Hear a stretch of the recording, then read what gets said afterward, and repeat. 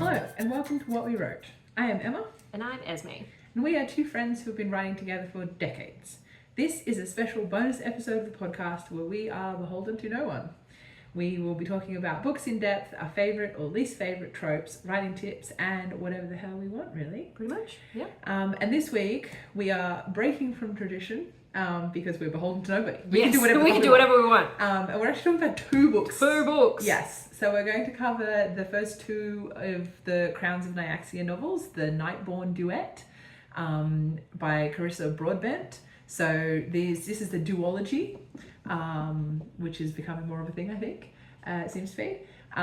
So yes, we're going to cover these two on this episode. We'll be doing a separate episode on the first book of the next duology because the second one isn't out yet. So I think it's just out, actually. Just At out. time of recording, Anyway, it's just out. We haven't read it yet, so we're going to do those two separately, but this is kind of one contained story, so we thought we'd do it together. We'll do them together. Yeah. I guess first we should do our spoiler-free first thoughts. What did you think? I really like them. Yeah. These books are fun as shit. Yes. I had a great time. Is it fucking Shakespeare? No. Do I care? No. The smut, on point. The stories, amazing. The characters, hot and sexy. I have very, very few complaints with these books. Obviously, they're not perfect. It's certainly not an Addie LaRue situation where I think that they are like astounding works of art. But I had such a good time. Yeah. I finished these books and I was like, I want more. Yeah. I want more of this. Yeah. Also, I'm a vampire girly from a long time. Yeah. Like vampire it's my shit. Yeah. And it really felt like coming home. Yeah. Yeah. And now there's more sex in them. Excellent. Yeah. Love this for me. Twilight for grown-ups. Exactly. Yeah. What about you? What did you think? Yeah, same. I came into this thinking another romantasy. Yeah. Like, here we go. Yeah. Same. And I was very pleasantly surprised. I was like, I really enjoyed them. Yeah. I had a good time. Same as you, like, are they perfectly written? No.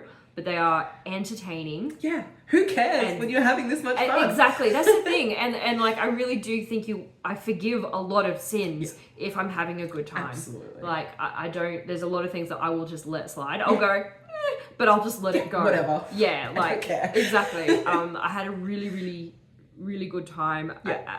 The characters, like, we'll go into it in depth, but I really enjoyed her characters. Yes. All of them. We're going to have to stop. Oh. Pausing.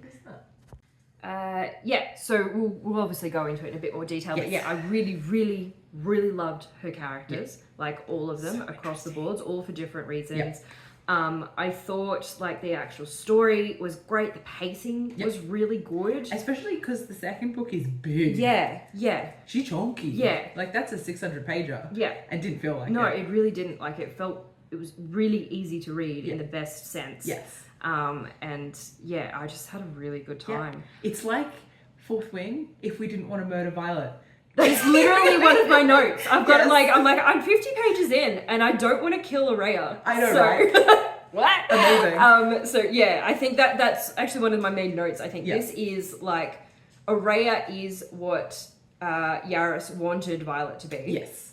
And the story is what Sarah J. Maas wanted the last 50 pages of ACOTAR to be. Yes. Yeah. Yes, absolutely. She just did it way better. So much better. So if you like those specific elements of those stories but wanted them to be done better, this is the series for you. Absolutely. Yeah. Great. Well, let's get into it because I want to talk about this. I want to spoil the shit out of this. So much fun. Yeah, I've got so much things to do.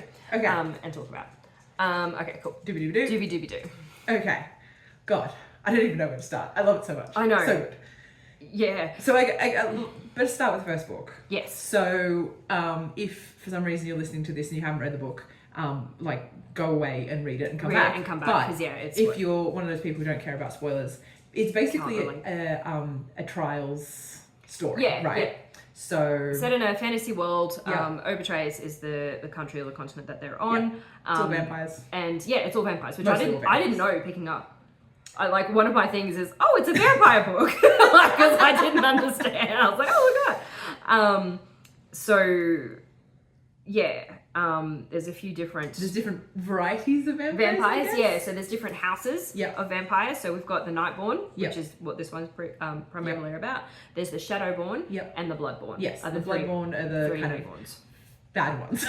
Well, I don't think any of them are really good. No, but I guess within the context of the story, Yes. like nobody likes the Bloodborn. No. Like Yep. that's kind of, they're kind of feral. Yes. They have this weird disease. They have this thing. weird like curse. Yeah, that I makes think them that go makes all Bloodborne eventually go mad Yeah. and like feral and die. blood basically. loss. Yeah. Yeah, turn into animals. Yeah. But we're kind of focusing in this one on the Nightborn, Yeah. who are kind of, they're very aristocratic. Yes. Kind of, you're very Holier than thou. typical Yes. vampires. Yeah. They're debaucherous. Yeah. They're wealthy. They live in their, mansions of, stone or whatever. Yeah. And boy, these are proper fucking vampires. Yeah. They drink blood. Yes. They do not fucking sparkle. No, there's Crisp up in the nary a sun. sparkle. Yes. The Nightborn ones have wings. Yes. Yeah. So there's you got your Bat Boys. Yeah, you got your Bat Boys. For those who like your Bat Who are Boys. into that, yep. Um, And so basically, our main character is Araya, who, as far as we know, is a a human human. that has been adopted. by a vampire. Yeah, King. by the king. The king of vampire vampires. king. Yeah, vampire king. The baddest of vampire baddies. Yeah, Vincent. Vincent. Very, very excellent vampire name. Yeah. And Araya has entered into this contest called the Kajari, which is basically this vampire trial, and this kind of competition run by the goddess of death, and the winner gets to yes, yeah, and the winner gets to ask of a favor. A favor, yeah, gets a boon from Nyaxia, basically. From the goddess, yeah, and whatever. And Araya is entering it what was her boon? It was like she wants to it's some sort of Thing join with with Vincent. So their powers are connected basically. Yes, so she right. gets all of his powers, but she doesn't have to go through being turned into a vampire, because yes. turning is very dangerous and not everyone actually lives through it. Yes, which as it should be. Yes. Vampires are done so right in this book. Yeah. And through the process of entering these trials as a merely mortal human, fighting against all of these vampires, she teams up with Rain, who... Rain. Is that not how you've been pronouncing it? I say it Ryan. Oh, really? Well, I picked the R-A-I as Rain. So, yeah, I thought Rye. R-A-I, Ryan. Yeah, no, I was definitely going Rain. Mm. Oh. Anyway, he's hot, however you pronounce his name. He's a delight. Moody Broody Prince. Yeah. He is a turned vampire. Yeah. And therefore is very looked down upon by the sort of genetic vampires, I guess. Yes, and that's the thing. There is a bit of so you can have turned vampires, but they're actually not the most common. No. The most commons are like your vampire born and bred. By reproduction or whatever. Yeah. And yes, so Araya teams up with Rain and Misha, who is his little sunshine pal. Yeah. Who is the main character of the second duology. Yes. So I guess fair. I actually read the first book of the second duology first, before I read these two. Yeah. So I was very confused.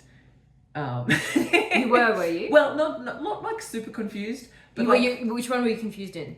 In the Songbird one. Yeah. Okay. Yeah, because I was like, yeah. Well, there's a lot of mentions to what the past. well, and it's not like super important. No. Like it's not like I couldn't follow the story, but I was like, I feel like I'm missing something. Yeah, there was still a lot of mentions. Yeah. Of Rain and Araya as well, and I was like, who are these people? Yeah. So it was kind of weird for me reading about Misha in this book. And I do have a point about that, but I'll bring that up later.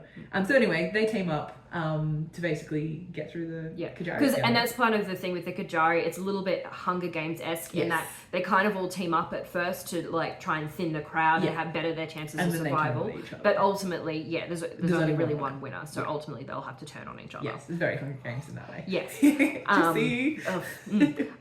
So that's the basic premise. Yeah. Where do I don't even know what to start with. Let's talk about Araya. Okay, Araya. It's really sad how few female characters I like, female main characters that I like, within this specific setting, genre, within this genre, like, can't stand Phaedra. Oh, cannot stand Violet. No, horrible. I don't know if I've read any others, but there are. So it was really becoming a trope where I like, don't want to read another one purely because cannot stand a female main character. Absolutely. I genuinely really liked Araya though. Yes. I thought she did take a little while to grow on me. Yes, I will admit that. I found her quite abrasive to start with. Yeah. But she did grow on me. Yeah, for sure. Yeah. And I think she's a very, very well written character. Yeah. Because I think that as the sole mortal in a castle full of vampires, it would have been very easy to fall into the she's the amazing. Yes. Like she's so good. So she doesn't even need power. Exactly. She's but she's not. No. She struggled. She had flaws. She struggled. She was clever. Yeah. And she knew her stuff. And she was clever. Actually clever. She was actually really clever. smart. Yes. It wasn't just a bunch of other characters standing around going, "Oh my god, Araya, you're so smart." Yeah, no, she was actually really clever. And nobody told us that she was clever. No. She just did it. Yeah, we could figure out that she was clever by dint of what she did. Yeah. You know, she figured out things like, being able to be like staying in the sunny rooms. In the conservatory. Yeah, where the vampires couldn't go during the day. Yeah.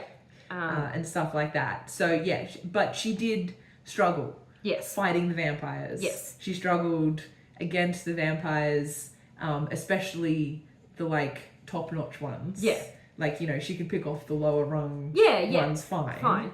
Especially because also it is set up that she does sort of pass time by going out and hunting vampires in the city. So she does have a bit of and obviously being the daughter of the king as well, he has really trained her quite well. So she does have it's not unbelievable that she can do the things that she can do. Yeah. But also it isn't it isn't blown out of proportion. How can she be doing these things? She's really struck that balance between this is a girl who is fundamentally weaker than everyone here, but she works hard and she manages to keep up. Yeah, absolutely. And that's the thing, she manages to keep up. Yes, that's it. Yeah, and which I think is a fantastic way to set up her relationship with Rain and Misha because it's she needs them. Yeah, if she doesn't, she will die. She won't survive. Yeah, and she Yeah, she needs them to survive because without them... Yeah. Rain saved her ass so many times. Yes. Yeah. So many times. Yeah, exactly. Which is great because, it gives the romance... Obviously, he's the main character. Yes. It gives the romance space to grow. Naturally. Without, beating us over the head with it.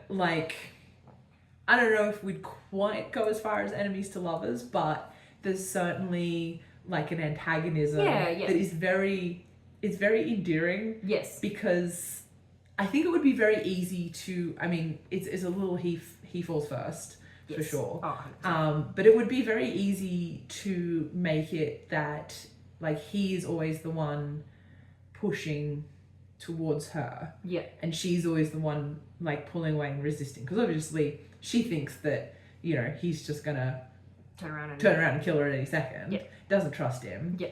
And he is clearly trying to protect her, but also, he and Misha need her as well. Yes. And he has every intention of winning. He has a very, very valid reason of being in the Kajari and the reason and why he wants to win. He needs that boon just as much as Araya feels like she needs it as well. They both have very, very compelling reasons to be there. But what I love is that she pisses Rain off too. Yes. And so many times he's like, you know what? Fuck you. Yeah. Fuck you. Fuck everything to do with you. I'm out. Yes. Fuck you. Yeah. And I really enjoyed that because I think it would have been very easy to have it be very one-sided. Yes. And she's constantly pulling away from him. Yeah. And he's constantly pushing and going after her. But I think there's some great scenes where she pushes his buttons. Yeah, it was very dynamic. So the good. way it is, so good. Oh, we're just going to spend this whole thing gushing. That's fine. Yeah. Yeah, handled that really, really well. Yeah. The other relationship that I love, and the other character that I love, Vincent. Yeah. Aurea and Vincent. The Carissa Broadbent, this girl writes villains so good. like no other. So the villain in this one, the villain in the next one, the villain in the like, gosh, she writes a good villain. They're so bad. But so complex. Like, that's the thing though. Vincent, I liked him. Yeah. I really, really liked him. And you can tell Aurea obviously loves him. And you can tell that he obviously loves Aurea. Yes. Like, that's a really true, honest and I bond think there. that this is one of the things that blew my mind about this book was the way that she dealt with the complexity of loving somebody problematic. Yes. And it get like, obviously going into the second book gets even worse. Yeah, but even throughout this book, there is this constant push and pull where Vincent will do something horrible. And Aurea will justify the shit out of it. And in a really, not in an annoying way. In a in a way, I kind of agree with her. I'm like, but he loves her. And he's a good daddy. He just wants her to be safe. So hard to convince herself that this is okay. Yeah. And like, especially as the book goes on, like it starts to become more and more obvious that Vincent is just a fucking monster. Not a good dude. He's a fucking he monster. Is straight up a bad guy. Yeah. And like, you know, he's fully like genocide. Yeah. We are okay with that. We're going ahead with that. But like also like even as we say as it goes on, it becomes apparent. Like we didn't know that in order for him to get the crown in the first place, for sure, he had to slaughter everyone in his family. Yeah. So like, I have a note here that's like Vincent is so clearly a turd from the get-go. Yeah. Like he is a bad man, but Aurea loves him because he's her father. Yeah, and I really sympathize with him, and like I really liked him as a character, and like I almost wanted him to have a redemption arc. Yeah. But he couldn't because he's a monster. And there's no redeeming what he did. Absolutely not. His only redemption was that he loved Aurea. He genuinely did love Aurea and wanted to look after her and want her to succeed. And yet, at the same time, he is manipulating her. Oh shit, sorry. He is like... So much manipulation. Emotional abuse. Absolutely. So it turns out that she is his biological daughter. Which she didn't know. She didn't know. As far as she was concerned, and that's sort of what it opens up with in the prologue, is that she remembers like the vampires attacking her town. She was in like the rubble of her house, and he basically came along, plucked her out of the rubble, and for some strange reason decided to take adopt her. Yeah. And that's all she knows. So she thinks she's just a human. Yeah. Turns out she's half vampire. Yeah. And that she's actually his daughter. Yeah. But he, as the story goes on, it becomes clear that like he obviously knew this. Yeah. And he has gone to great lengths to prevent her from accessing her powers. Yeah. And so a lot of the way that he protected her was to avoid putting her in a situation where her powers might become apparent. Yes. Yeah. And so like, but she knows this, she discovers this, and at the same time she's like, but he still looked after me. He was my father. He kept me safe. He was trying to protect me. Yeah. And like it turns out that like the boon that he told her to ask for was to benefit himself more than her. Yeah, but it still would have benefited her as well. Ultimately, like it would have protected her as well. But it also basically would have ensured that she couldn't kill him to take the throne. Yes, exactly. So he's protecting himself. Yeah, and I think fundamentally that was really the purpose. I think that was probably the underlying. I think it probably grew. Yes, but ultimately, that was the main thing. And so like there's this amazing tension between, you know, her trying to cope with realizing the reality of who Vincent was in conflict with her memories of him and her love for him as a father figure and her actual father.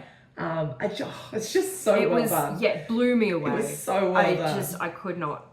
And I think it is like, it's something that it's just a very realistic thing. Like, you know, how many people have had to come to terms with the fact that a beloved parent is actually a bad person? Yeah, and not looking out for them the way they thought that they were. Yeah, like, you know, it's like it's just an amazingly complex emotional core. And really, like, when you get down to it, that relationship between Araya and Vincent, that is the emotional core of these books. 100%. The romance is like, it's great. It's great, yeah, it's fine. Yeah, especially the first book. Like, yes. Yeah. But like that relationship between Araya and Vincent, and it really does echo into the second book. Yeah.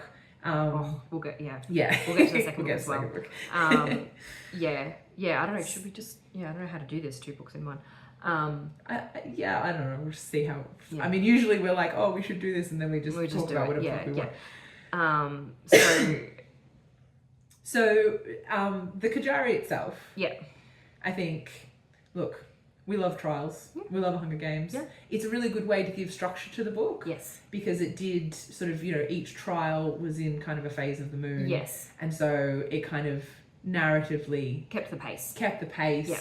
Kept it very clear where we were going, what was going to happen. Yeah. I know you haven't read Gideon the Ninth yet, but for anybody who has, the super scary cursed mansion full of vampires doing like trials and all like killing each other. It's very Gideon the Ninth, like in a great way. Like it's just those vibes are immaculate. So yeah, I think that was a really good way to structure it. The trials were appropriately brutal. Yes. And horrifying. I found each trial really interesting. Yeah, as very well. Different. Like they were really well done, and they were really cleverly placed to maximize, I guess, the relationship between Ryan and Araya. Yes, absolutely. And their growth. Yeah. Like each subsequent trial just put a little bit more strain on it. And yeah, so I think the trials were done really, really well. Yeah. What else? The one where I'm struggling to remember what the trials were really. I know there was one where one of the thing sort of tying back to Araya and being clever, like I think it was one of the early ones, the first one, it was Araya that figured out that by hurting like this one, you were actually hurting that one. Yes. I think so. They were like, mirrored, I guess. Yeah. I think the first one, I think were they in like a box or a cage or something with a monster of some sort? Something like that. I don't know. I didn't actually take notes for this book, so I did take notes, but unfortunately because I enjoyed it so much, they're super vague. All of my notes are just like, oh my god! So good. With the occasional, who's this person? Really not at all helpful. So future me, please do a better job at taking Anyway, notes. the trials are really good. The one that comes to mind, of course, is the one where they have to go out and the blood is all poisoned and the vampires are all starving. Yes. Yeah. So that's another theme as well, I guess, throughout, is that the provision of blood is rationed. Heavily. And so as it goes on, it's harder for them because they've gone longer without feeding. Are starving the vampires and Araya, human, with her human blood bag, and that creates some very fun tension with Rain, especially, because he, obviously is like fighting starving to death while Araya is just like right there, sitting right there. But yes, one of the trials is one of the later ones. I don't know if it's the last one. I think it might be the last one. The vampires are starving. Yeah. And they are released into this wood where all of the animals are poisoned. Yes. Like their blood is poisoned. Yeah. And Araya figures it out first. Goes and rescues Rain. Right. Yeah. They then there's like toxic mist, like burning mist. Yeah, yes. And so they have to hide from the burning mist. Yeah. They go into this cave. This scene in the fucking cave did me in. Yeah. I was like, I don't think I've ever read. They don't have sex, guys. Yeah. They don't have sex. He just drinks her blood. Yeah. But I swear to God, it's the hottest thing I have read. Yeah. In any of these fucking smut books. Yeah. I was like, I have a blood cake now. I'm not gonna lie. The vampire biting thing has always done it for me. Yeah. It probably always will do it for me. Yeah. But like, holy shit. Yeah. And I just want to like grab Sarah J. Maas and say, this is how you write it. Yeah, this is it. Because they don't do anything. No. They don't have sex. She sits in his lap and he drinks her blood. Yeah. It is the hottest thing I've read in a long time. Yep. Whew. Yep. Fuck me. It's Yeah.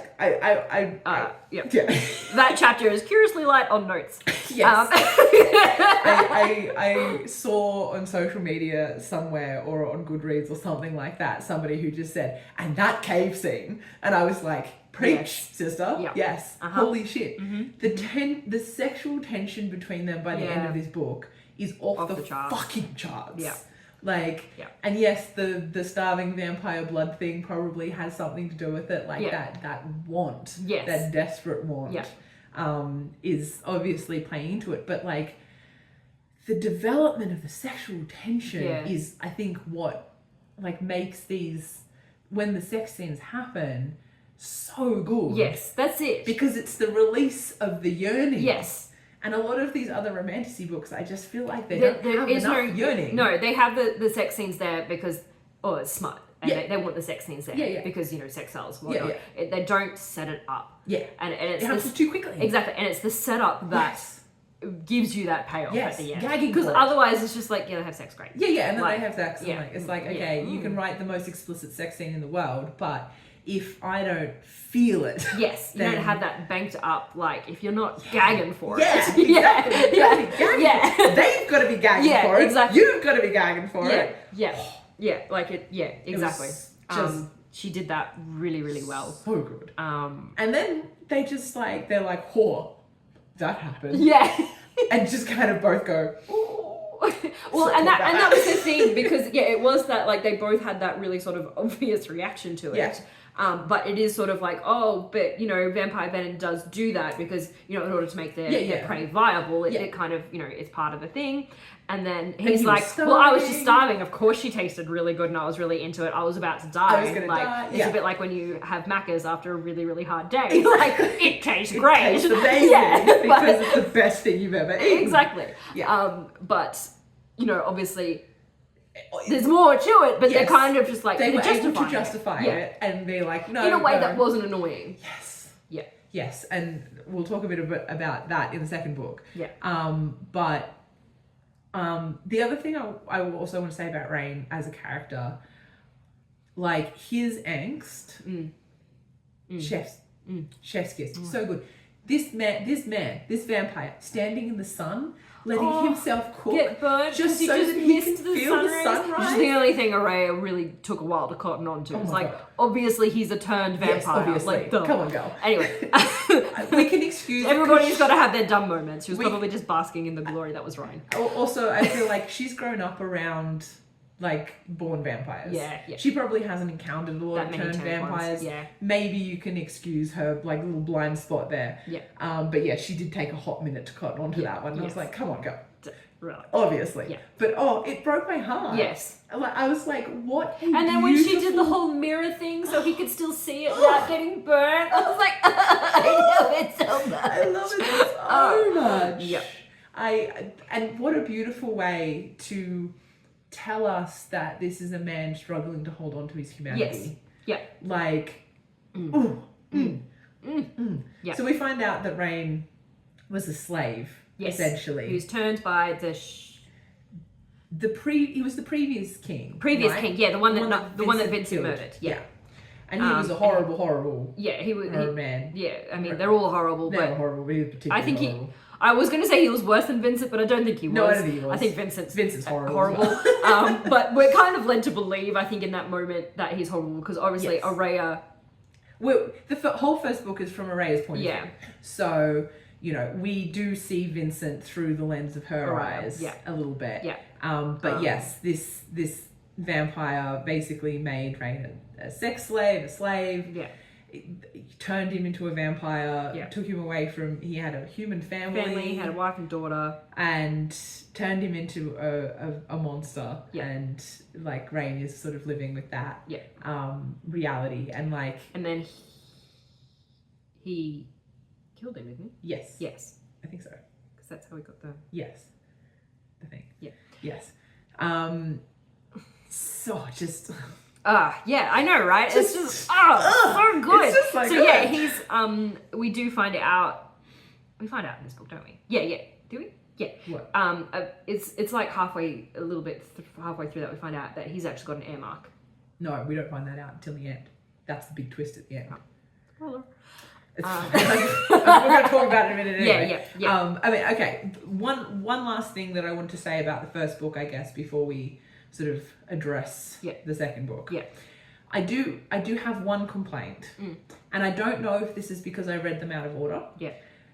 Misha feels very tacked on in this. Oh book. no, that I agree. Okay, great. Yeah. I was like, why is she here? I really like her. Yeah, I did like her, but then she did start to become just a little bit ancillary. Yeah, she's just kind of there. And then like she just got removed from the story when it was inconvenient. Right. Yeah. So she gets attacked. She gets really badly injured. Yeah. And so they have to sort of rescue her and take her out of the Kajari, and they ship her off to some Maids of Rains to recover. Yeah. And like, if in the order that I read them, I was like, it feels like Misha is a cameo from the other book, but I'm like, the other book comes after this. Yeah. So like, so I read them in the right order, and even I was a little bit like, I like her, but like, why is she here? Yeah, you could just pull her, you could remove her entirely from the story. It really wouldn't make much of a difference. Yeah. The only kind of thing is that it was sort of said that like Misha pushed Ryan into joining. Yes. And she does smooth things between Raya and Rain and Araya a few times. Yeah. When things get rocky, she's kind of the mediator because she's a fucking delight. Yes. I mean, don't get me wrong. Yeah. I love her. Yes. And she, like, when we talk about the Songbird, like, she's amazing. Her, again, what a fucking great character. She does characters so well. And they're also interesting. Yes. So, like, I think we find out in this book a bit of her backstory, right? Like, it's in the second book we find out more about her backstory. Yes, so, you know. But, like, we do still in this book, so there actually... One other thing that I want to sort of talk about more before we get into the second book is the other thing that Carissa Broadbent does really... This is just like a Carissa Broadbent fan. Yeah, because she's fucking amazing. Her development of the gods. Yes. And her world building around the gods. So cool. So in so many fantasy series, it's like, oh, we've got gods. Yeah. You've got a god, I've got a god. There's so many gods. There's a whole pantheon of gods. This is the god of this is the god of that. And like they're never really mentioned again. They're used to like swear on things and shit. Yeah. But that's about it. The gods there. Yeah, but these gods. These are Greek gods. These are gods. They're in your shit. They're deeply flawed. They're fucking twisted. Yeah. They're doing all sorts of shit with mortals. And they each have their signatures. Yeah. And they're distinct enough, and she explains them well enough that you know who is who. Yeah. So we've got Nyaxia, which is like this is the Crowns of Nyaxia novel. She's the goddess of vampires. She's the goddess of vampires. She's the goddess there. Yeah. So she was basically, my understanding, a little bit like the Raven Queen in D&D. She was kind of like a human, and she sort of worked her way up to godhood. Yeah. And she basically perverted humans or a subset of humans into the vampires. Yeah. And that's a lot about that, but Misha was before she was turned, because she was also turned, a priest of Atroxus, who was the god of dawn, sun, goddess of sun, goddess of the sun, god of the sun, which vampire, priest of the sun, like and her magic is still from Atroxus. Yes. So every time she uses her magic, it burns her. Because she's a vampire, but she's still uses sun magic. But she's still so devoted. Yes. So good. And then that is obviously explored much later in her own book. But even in this book, you can appreciate that complexity. Yes. And it just gives a real depth to the gods. And so even though this one really focuses on Nyaxia, you understand that there is a whole pantheon out here. And we do get a lot of Nyaxia's history in this one as well. And I love the whole pantheon. It's just and the way she deals with it is amazing. Yeah, absolutely. And love it. Like, you know, for all that, you know, Misha feels like an afterthought in these first two books, like she still developed a character. Exactly, that's the thing. She's a side character. It was it was annoying that she wasn't there, as opposed to annoying that she was. Yes. Which I think is the real big thing. Like the fact that she wasn't there enough was annoying. And more so than a side character being there and you're like, why are you here? Yeah, exactly. And she just didn't really have enough to do. You know, which, you know, like possibly because she was saving her for her own book Yes. or whatever. Yeah, it almost felt like she actually was a bit of an add-in. Yeah. And that she had this planned, the second duology planned with Misha, and she was like, oh, but I want to tie them together. Yes, and have her introduced and everything like that, yeah. And like, I think she did an okay job. Yeah, like, yeah. It was fine. Yeah, it was fine. But it was noticeable. Yes, yeah, okay. Yeah, I'm glad it wasn't just me, because I was kind of like, It would have been worse, I think, had I done it in your way. Yeah. Because, you would have been like, you know this amazing character. Yeah, and because, she's not like, utilised. you know, she mentions the Kajari and Rain and Araya and how great friends she is with Araya and how much she cares about them and all that kind of stuff. And I'm like, where is that? Where is that? Yeah, yeah. It's a little bit missing. Yeah. So it was like, even though, like, it... Also, can we just appreciate Misha and Ryan's friendship? Oh, so cute. Just a lovely, so cute, platonic, beautiful BFFs. There is never at any point where there is like some sort of jealousy between Araya and Misha. Like, it's not mentioned. No, because she doesn't feel that way about him. And you don't need to. You don't need to. That just can happen. Girls can just be friends with girls, and guys can be friends with guys, and it doesn't get messy. Exactly. Like, it's just fine. It's just fine. So I loved that. Yes, so good. Because it would have been so easy to do that. So easy, to make it into a whole jealousy thing or whatever, but it's just, never there. Yeah. Okay, so let's talk about the ending of the first book, because holy shit! I was like, what the fuck? Holy I was shit. screaming. So I was like... I did not see it coming. No, me Did neither. not see it coming. So I was sort of thinking she would do a little bit of a Candice and Peter thing. Yeah. Where they'd be like, oh no, we can't do it. And then it's just like, oh, but you love each other. Like, I loved my Bobby. So I'll make you live. I absolutely thought. Yeah. Because that's what Ray was trying to do. She's like, I'm gonna... You don't want to kill both of us. Yes. Yeah. You don't want to kill us. Yeah. Look how much we love each other. Exactly. She was like really sort of spinning up, because there's a bit of a backstory with Nyaxia. Like, she fell in love with the god of death and it didn't end well. Yeah. He got chopped into little pieces and, you know. Strewed about the world and so on and so forth. Yep. And so, I thought she was going to sort of, do that sort of appeal or something. And then... I mean, she tried. Yeah, but... Nyaxia was like... And then, they fought to the death. Yep. She killed him. She straight up fucking killed him. Stabbed Rain right in the fucking chest. Yep. Killed him dead. Yep. And that fight... And So like good. the fact that neither of them were really pulling their punches. No, like they were went both for it. They were both like, well, we tried. Yeah. Literally. Yeah. Literally. Yeah. Cool. It's so good. So basically what happens is Araya kills him, and then she uses her boon to bring him back. Yes. Now, I want to say, and, oh my god, it just gets better. I knew that what Rain had told us about his reasons for joining the Kajari was bullshit. Yeah. Like, it didn't stack up. No. There was no way. There was definitely, I knew there was something more to it. Yeah. Turns out, Yeah. he was the heir Yep. to... Neculi. Yep, the vampire who turned him. Yep. Which means that... if he kills Vincent... he is the king. And he hid his heir mark, which, like, the heirs get, like, a tattoo. Yeah, it's like... on their, yeah, like, it's all... all all has like a tattoo. And then when the king dies, then it, like activates. Yeah. Yeah. And so... and Vincent... thought he had killed all of them. All of the other heirs, so he was unchallenged. Yes. But he did not get Rain. So Araya uses her boon to bring Rain back. And Rain turns around and fucking slaughters Vincent. In front of Araya. In front of everybody. Yep. Kills that bitch straight up. In front of Araya, in front of everyone, is like, by the way, I'm a king. And Araya's just like, the fuck? I just brought you back to life and you do this? Just murdered my father. Yep. Right in front of me. Oh.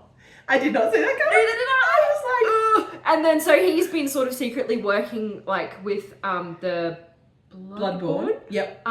Because he's obviously being a turned heir, Even though he's got Former the air slave. mark, even though he's got an air mark because he was a slave and he's turned, like no one Nobody respects respects him. him. They don't want him to rule basically, and so he makes a pact with the Bloodborne to sort of help, like be the muscle behind his rebellion essentially, because even though he's killed Vincent, you know, if he gets murdered, like if there's a revolt, like it could get messy. So he's sort of made a pact with the Bloodborne to help.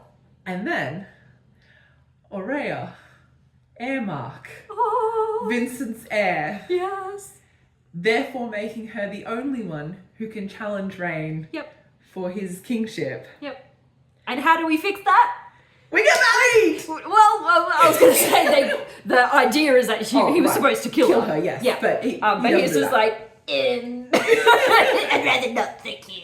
Yes. So he's like, I'm going to marry her. Yeah, he manages to convince everyone not to kill her. Yeah. Because he's going to marry her, join the lines. Yeah, he's going to be like, well, they're not going to respect me, but they might respect her. Yeah. Like, he spends a lot of shit to do it. Like, you can see he's just, like, scrabbling. Like, because, fuck, like, shit, even though he's the heir, he doesn't really have that much control. No. He's basically a figurehead. Absolutely. And he's being used by the Bloodborne, essentially. So he doesn't really have that. So it's a really tenuous And he knows thing. that. Yeah. You know, he's not an idiot. No. He knows that he's in a very tenuous position. Yeah. And obviously, falling in love with Vincent's heir was not on the cards. Wasn't planning. That was a whoopsie. All that. Yeah. And the thing that I want to say about this, I mean, amazing twist. Incredible. Mind-blowing end to the book. Yeah. As far as reasons to keep your characters apart, The best! it's so good. Oh my god! Because The best! he's not in the wrong, No. but neither is she. No. She is very valid Yes. to feel the way that she does. Absolutely. She fucking hates him. Yeah. Because he killed her father In front of her. in front of her. Yeah. After she spent her boon bringing Bring him him back from to the life. dead. Yeah. But Rain is like, don't have a choice. Yeah. Your dad was also, you know, Your dad was a real bad dude. genociding my people. Yeah. And would have murdered me. Yeah. And I'm trying to make things better. I want to make the world a better place, because it also turns out a little bit like Vincent wasn't just bad for other vampires. No, he's bad for everybody. He was also basically kind of responsible for the destruction of humanity, Aurea's human home. And so like there's this sort of tenuous there is this sort of tenuous like kind of truce with the vampires and humans. So like going into the city is supposed to be illegal for vampires, like they're not supposed to go in there and feed on the humans, but they do. Yes. And that's when Aurea hunts them. And that's when Aurea hunts them. And it was never really clued in, but then when Ryan becomes king, that automatically stops. And he's like, yeah, I told them to stop. Yeah, and Aurea's like, what do you mean? What do you mean? You can just tell them to stop? Which, you know, then of course indicates that Vincent... Not on the up and up. Yeah. And it just... It's so good. Like, we always complain about, like, if you're going to have a reason for your characters who have gotten together to then break them apart, you need to make it... It like, can't just be, oh, but I don't know if he loves me. Yeah, or, like, you know, oh, we had a misunderstanding. Yeah, or, like, or there's an ex-girlfriend, or... Yeah. Or like Cat from fucking Fourth Wing. If you look at the argument between Violet and Xaden about, oh, you didn't tell me the entire truth. Yeah. Whore. Yeah, one up that bitch. One up that. Yeah. Like, but it's such a clever balance because they are both totally valid reasons. Yes. And I think the other thing is that they both kind of know that as well. Absolutely. Like, they're both like, I am really upset with you. I can understand why you did it, but I also still really fucking upset hate with you. Yeah. Like, Yeah. it's so good. So good. It's so then juicy. the second book basically picks up Ryan is tentatively trying to sort of set up his rule. Yep. Trying to be a king. Trying to be a king. He's working with the Bloodborne. The Bloodborne are sort of starting to get a little bit bolshy. Yep. Starting to pull their power a little bit. Yep. And he's basically just kind of had to keep Aurea locked up, which not good, but also kind of for her own good. And also extremely valid. Yes. She is like, I will stab you in the eyeball if you let me near you. Yes. Like, she's fully ready to throw down. Exactly. And she's a danger to his rule. And he's a danger to his rule, and like his lackeys know that, so they kind of want to kill her. Yeah. To and he's protect like, his rule. Don't. Yeah. Oh. And oh my God. and then What happens? So much. Yeah, okay.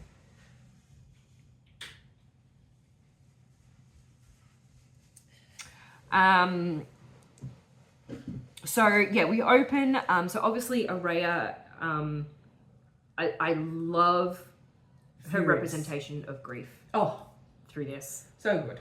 Beautiful representation of grief. Like, and like just so because she is grieving her father. Yeah. Who was killed by her lover. Yeah. But also problematic king. Literally. In every sense of the word. Like, oh, she's dealing with so much. Yeah. And like, it's such a complicated, like I said, talking about the first book, like such a complicated relationship that she's dealing with, having lost Victor. Yeah.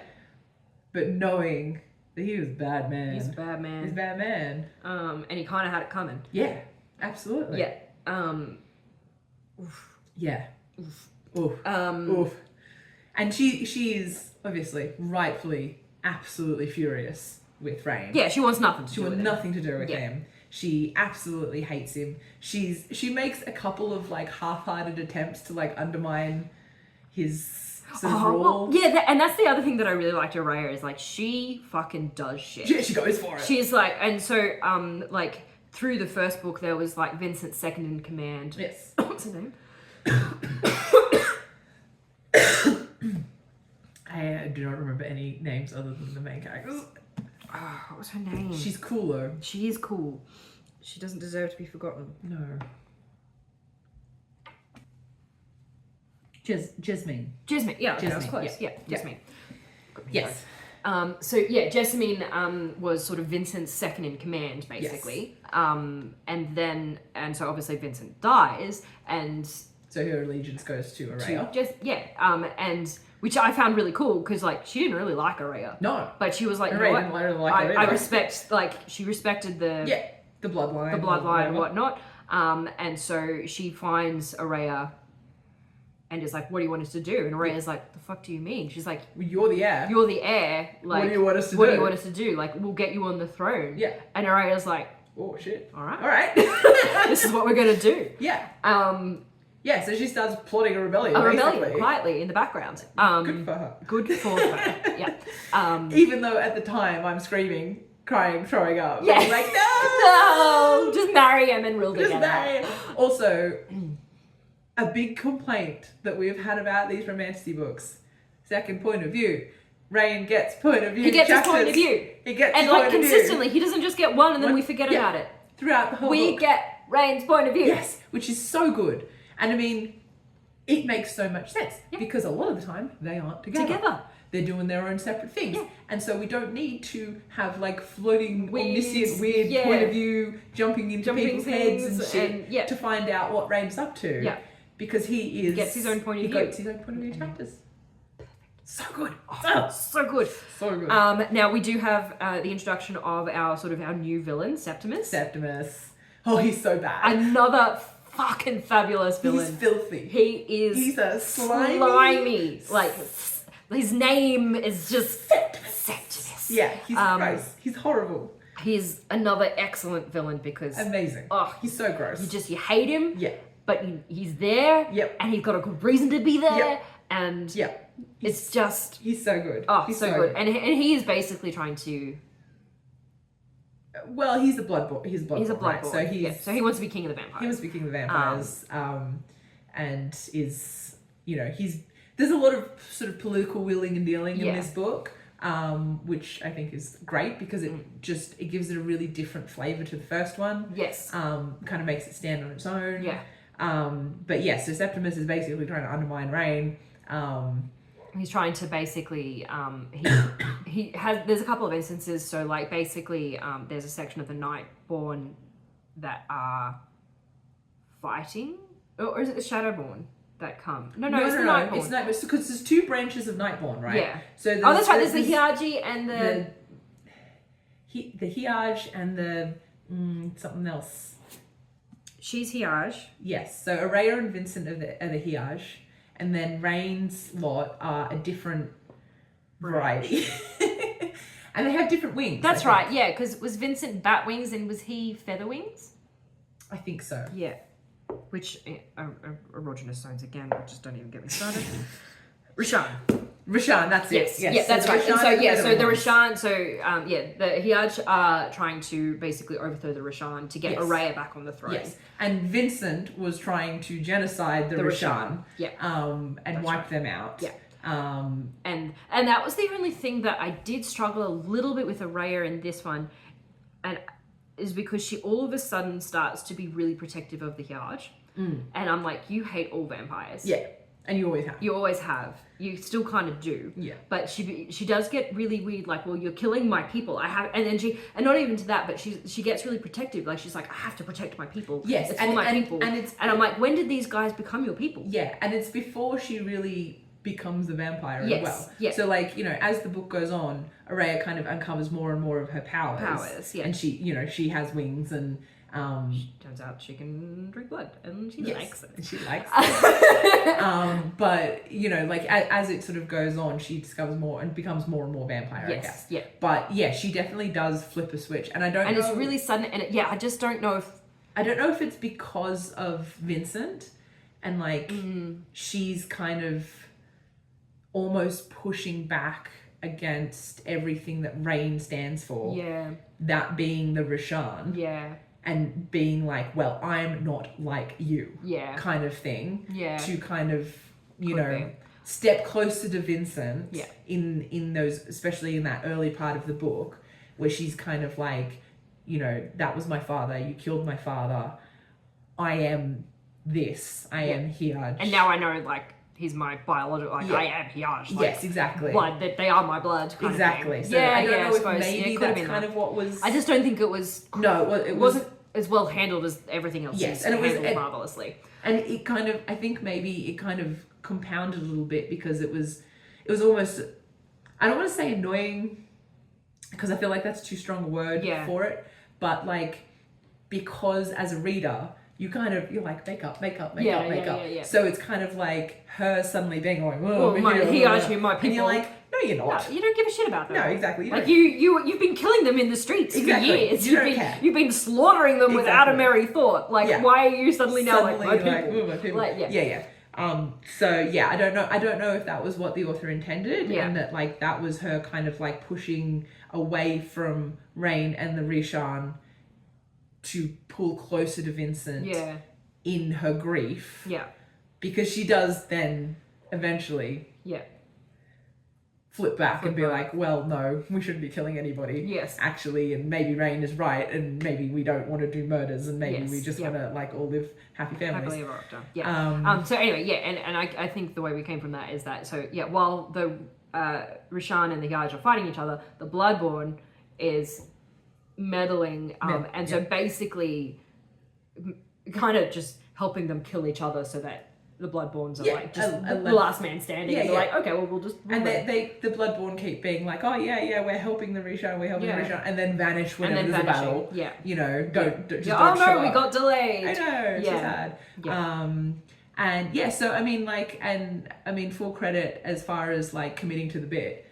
Araya fully does do some bonkers shit to Rain and his people and his rule. She fucks shit up.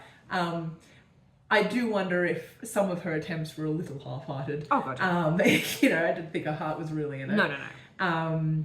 But yeah, as the book goes on, they start to reconcile. I think around the point that they start to realize that the Bloodborne are actually problem. Yeah, they sort of like fight against the real enemy kind of thing. And of course, as this goes on as well, Araya is discovering more and more about what Vincent hid from her and what he did. Because now she has like free reign of his castle, whereas she never did before. Yeah. Vincent always kept a really tight lock for her safety. Exactly. But she's discovering a lot of things. Yes. And so there's a MacGuffin. I can't remember what the MacGuffin is. Well, it was the teeth. That's right. They're trying to find bits of Alaris. The god. Who was Nyaxia's beau. They got married, the gods hated it, so they killed the god of death, Alaris, and scattered his body everywhere. And so obviously being parts of body Yeah. body parts of God, they are very, very powerful. Yeah. They're relics. And so basically Vincent, I think, knew where they were, and so he was hoarding them. I think he knew where some of them were. Yeah, not all of them, but he had a couple hidden, and so there was he hid them really well. In bits of pieces, and so there's clues and stuff that they kind of have to follow. a ball thingy that Araya can use. Yeah, because she's his blood. So she can use kind of his sort of stuff because she's vampire and she's related to him. And so that's how she communicates with Jessamine. Yes, through the ball thingy. Yeah, and so basically Rain and Araya team up again. Yeah. To try and find the relics. But Septimus is also kind of there. Yes, tagging along and a slimy smarmy tit. Yeah. Yeah. And Araya is sort of discovering her powers as they sort of go along. So talking about discovering powers. Yes. Can we say that? So. As we've discussed, the Nightborns have wings. Yes. And Ryan's like, I'm pretty sure you've got wings. And she's like, don't be ridiculous. I don't have wings. And Ryan's like, well, there's only one way to find out. Poof, poof. Pushes her off a cliff. I mean, in his defense, it worked. It worked, yeah. But can I just, that's just iconic. He's just like... He's so funny. I love him. He is fucking hysterical. I love Ryan so much. He's so good. I just... He's a fucking delight. He's hilarious. Yeah. I think that Araya and Rain are kept in opposition just long enough that I was screaming, just kiss, and wanting to bash their heads together. So long enough to give you that come on, that yearning again. The yearning again, but not so long that it became annoying. Yes. And I think it was really realistically done in that, Araya's forgiveness of Rain almost sort of paralleled her realization that the more Victor? Yeah. Who's Victor? What do you mean, who's Victor? Who's Victor? Her dad. Vincent, sorry. So, same fucking name, basically. Sorry, yes, Vincent. So, I think, her forgiveness of Rain parallels how she is sort of starting to, the more she realizes that she was lied to, abused, she finds out that, he was the one who nuked her town, her human family. And a mother. And her mother. As well. Who he knocked up. Yep. And left in some scummy, poor, poverty-stricken human village. Yep. And then nuked it. Yep. Killed her whole human family. Yep. And so I think, and it becomes apparent, the reason he did that was because he knew he loved her and he knew she was a weakness. So he was like, she's got to go. Yeah. And so, Araya's disillusionment, I think, with Vincent kind of parallels her forgiveness of Rain. And Rain, man, he's just a good guy. He's just so lovely. He's just such a good guy. A good guy. His so whole, lovely. he wants to protect humans. He wants to, rein in the worst of the vampire's excesses. He wants to heal the rift between the Rishan and the Hiaj. He's just a fucking... He's just a great dude. He's just a nice guy. He's just a nice dude. He's just a nice He's so guy. Lovely. He's so polite. Yeah. He never crosses a boundary. Nope. He's very, very respectful to Araya when she is furious with him. He never pushes it. He's so in love He's a king. with her. Yeah. Oh, so, So obsessed with her. So obsessed. Yes. And then, we have some excellent sex scenes. We do. There's a lot of blood drinking. Yes. Yeah, so that's where, we discovered that because she is part vampire. She can and she does. And she quite likes it. Yep. And so, especially his. There's more of the blood kink. Yep. Which, look, down for it. Well, I mean, the way she writes it, sure. It's so good. It's so good. So good, yep. So good. very good. And then it's big battle scene. Big battle scene. Which is... My notes are very sparse because like my last three notes, I've got like, ooh, goosebumps. 1-800 dial a goddess. Oh, they lost. Like, what does that tell me, past me? What does that mean? Yep. Yeah. The big battle scene. The battle was pretty cool. So the battle was kind of... Because they kind of had the battle going while Rain and Araya... Yeah. And so basically the battle culminated in that. So they did find, I think it was the teeth of Alaris. But they were stolen by Septimus. Little fucker. Yeah. And so then he was using that power to... That's right. To, like, I remember now. Yeah. Basically empower the Bloodborne and slaughter the Nightborn. Yes. Essentially. So it was a huge battle between the Bloodborne and the Nightborn. Yeah. And then I wish I'd written better notes. So I think ultimately, what happened, I don't know whether, did Araya call Nyaxia down? Oh, that's probably what $100 got us right. So I think she called Nyaxia down and was like, look at what he's doing to your beloved. Yeah. And she got real mad. Yeah. And I think smote him. Yes, I think so. That sounds right. And smote him. And so that dealt with Septimus. Yeah. And then, at that point, I think the Hyaj and the Rishan had come together. Yes. Following Araya and Rain. Yeah.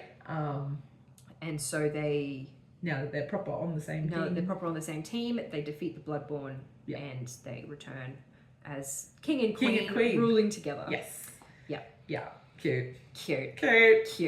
Loved it. Loved it. So good. So fucking good. So good. And like throughout the book, like Araya's dealing with her grief and her complicated emotions about Vincent.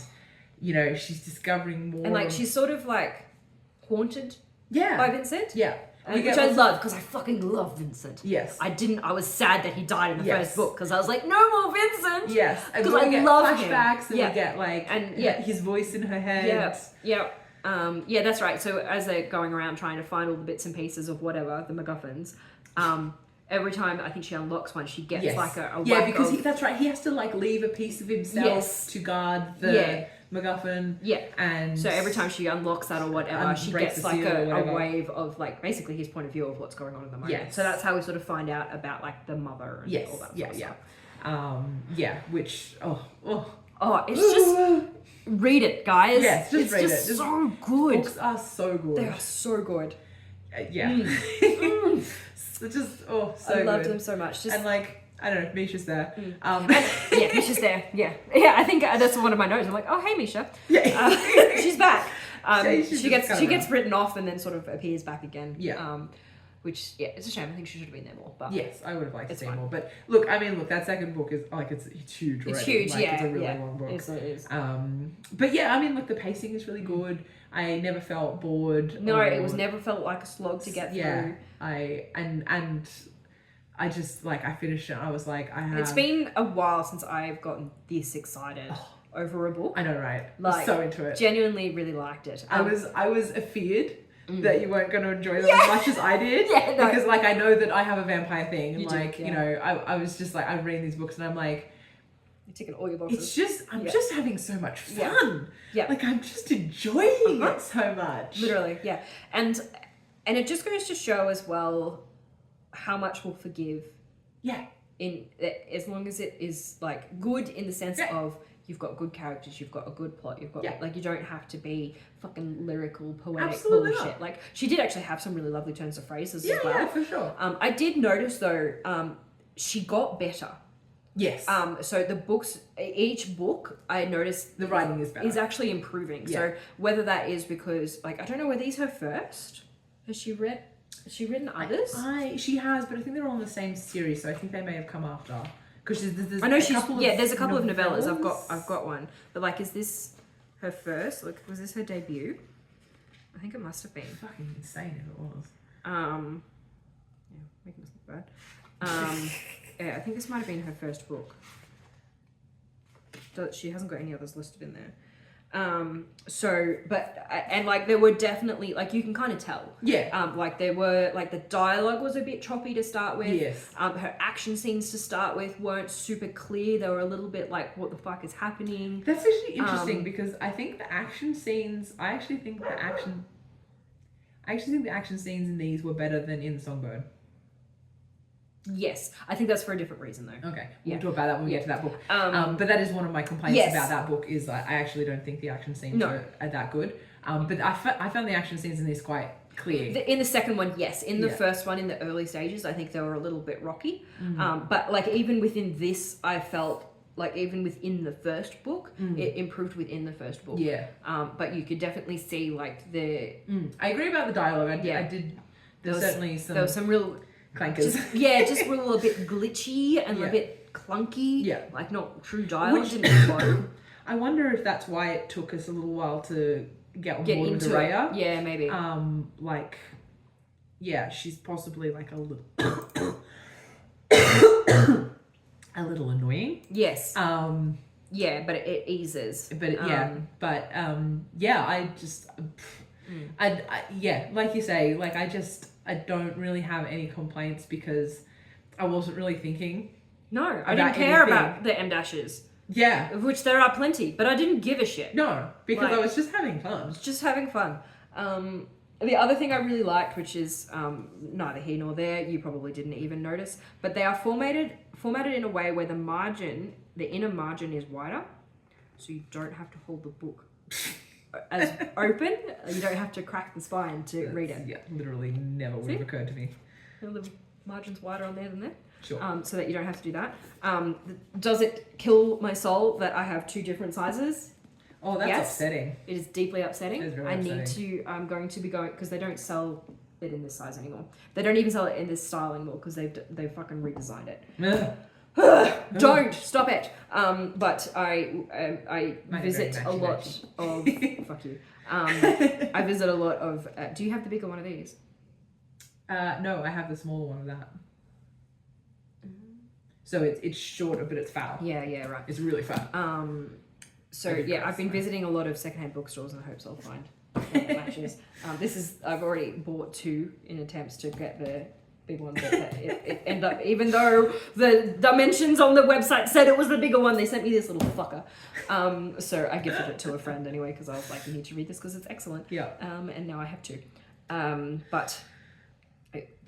Flawless. Yeah, give me 10 more of them. I finished it. I finished this series and I was just like excited. I want more. Yeah.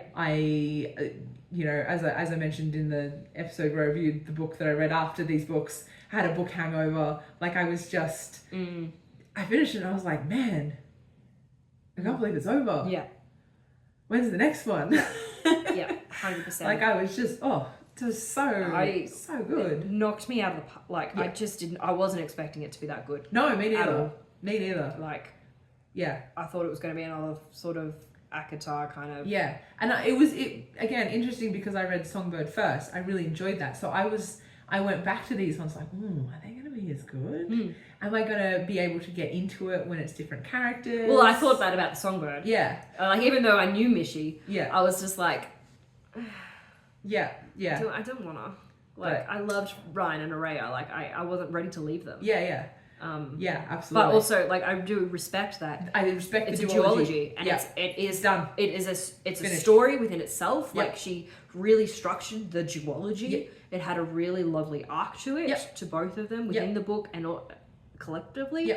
Really, just really well done. She's very good. Yes. And I think, like, honestly, doing 3 duologies in the same world for world building purposes, what a clever thing to do, because it lets you, because like I'm assuming each of them will focus on one of the 3 vampire houses, so like what a great way to flesh out without having to like slam it all in one book or make a massive series, like, or find reasons for Rain and Araya to get involved. It doesn't muddy it because we spent this learning about the Nightborn. So we learned about the Nightborn. And so we have that knowledge to take forward. And also we learned about Nyaxia in this book. Yeah. Very much so. Whereas next one, it's a different house. It's a different set of gods. Yeah. Like, well, not a different set of, but focusing on different gods. Different gods.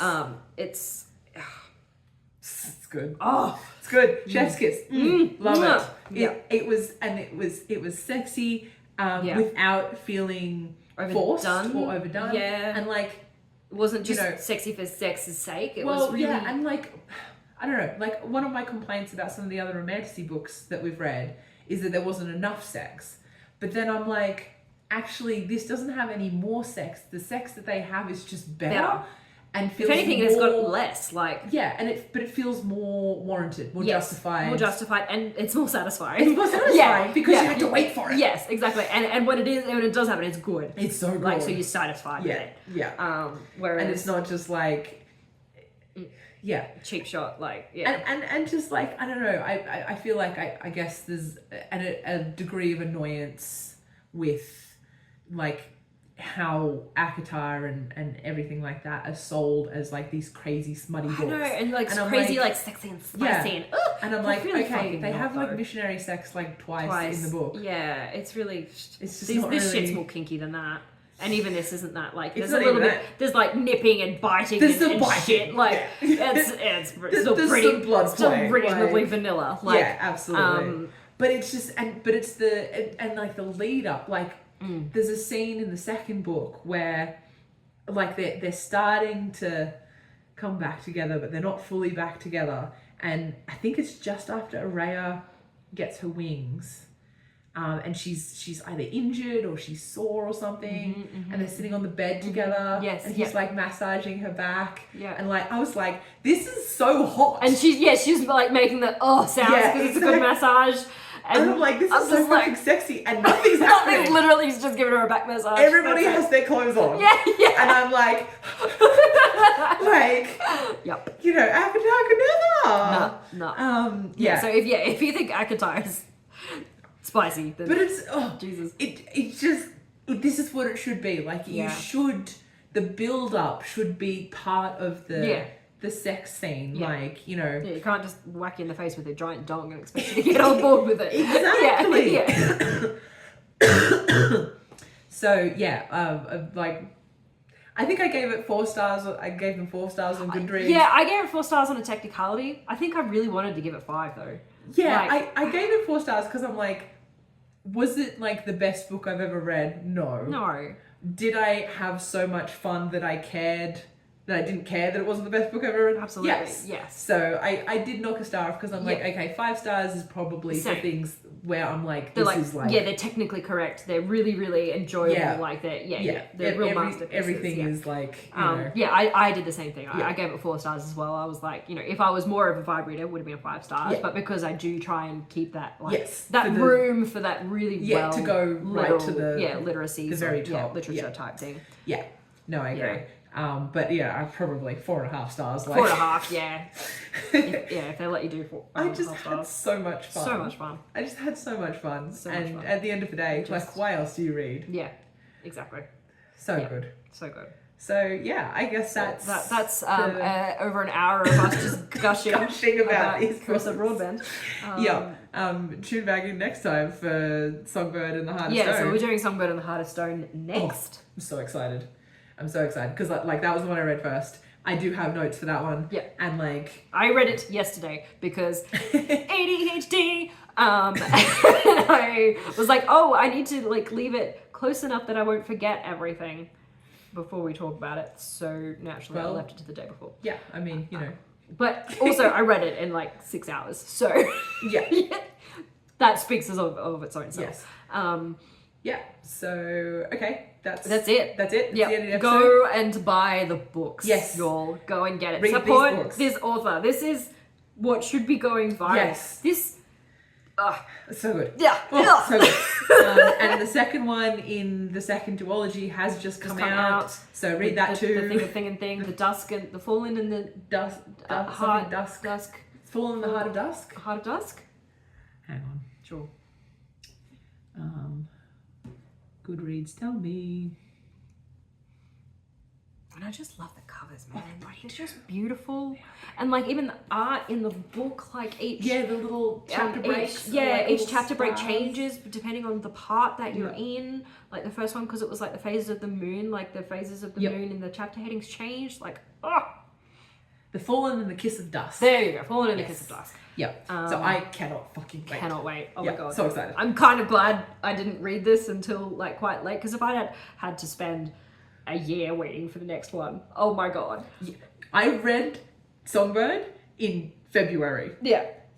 It's been a long fucking wait for me, boys. Yeah. So yes, so excited. And yeah, read these books, support Carissa Broadbent. She's so good. Amazing. These books are amazing. You'll have a good time. And also support us. And support us, yeah. And that's actually the other thing that I wanted to say. Like, this is the kind of book that I want to write. Yes. Like, fun, entertaining. Yep. Like, you love the characters. Yep.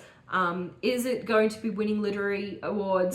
No. Who cares? But it's fucking good time. Yes. Yeah. Good time. We're good time boys. Exactly. This is what I want to write. Yes. And like, it's an escapism. It's not making like really big dark comments on the world. Like, it's just good fun, good entertainment, great characters. Yeah, this is good sex. This is what I would want to be. Yes, as an author. Absolutely. Yeah. So yeah, we rate highly, and like we managed to get a whole hour out of books that we enjoyed. So yeah, we just spent a lot of time gushing Gushing. about that. I mean, it was 2 books, so technically half an hour each.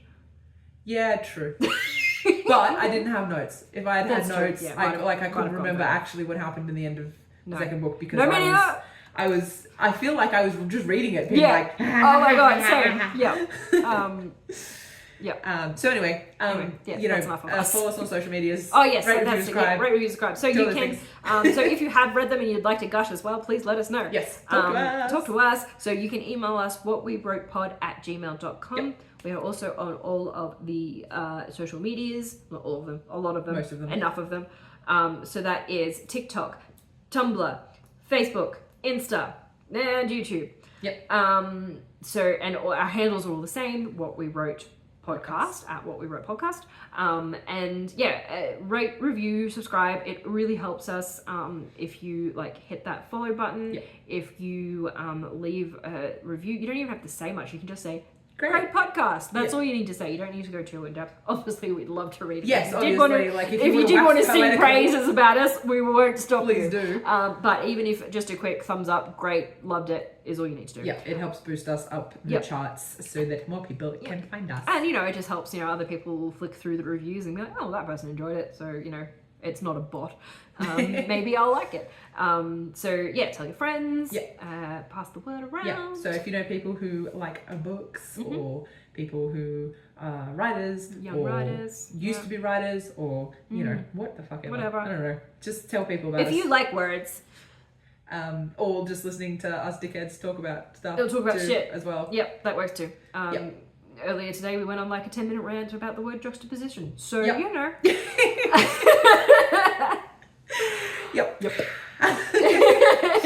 Anyway, yes, thank you for coming along for this bonus episode. And keep an eye out for the next one where we talk about Songbird and Heartstone. And it should be next month. Yeah, we'll see you then.